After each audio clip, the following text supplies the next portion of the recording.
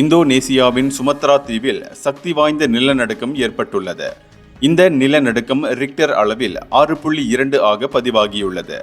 வடக்கு சுமத்ராவில் பிஞ்சாய் நகருக்கு 160 கிலோமீட்டர் மேற்கே 89 கிலோமீட்டர் ஆழத்தில் மையம் கொண்டிருந்த நிலையில் நிலநடுக்கம் ஏற்பட்டுள்ளது. இந்த நிலநடுக்கத்தால் உயிர் சேதம், பொருள் சேதம் குறித்து தகவல் எதுவும் வெளியாகவில்லை. இது குறித்து ஜெர்மன் புவியியல் ஆய்வு மையம் கூறுகையில், நிலநடுக்கம் காரணமாக சுனாமி எச்சரிக்கை விடுக்கப்படவில்லை என கூறப்படுகிறது. இந்தோனேசியா புவித்தகடுகள் ஒன்றுடன் ஒன்று உராயும் நெருப்பு வளையம் என்று அழைக்கப்படும் பகுதியில் அமைந்துள்ளது. இதனால் அங்கு அடிக்கடி நிலநடுக்கம், எரிமலை வெடிப்பு, சுனாமி போன்ற இயற்கை சீற்றங்கள் ஏற்பட்டு வருகின்றன.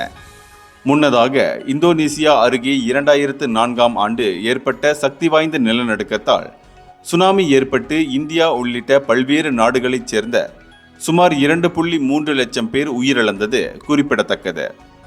இந்தியர்களின் இதய குரல் மக்களோசை.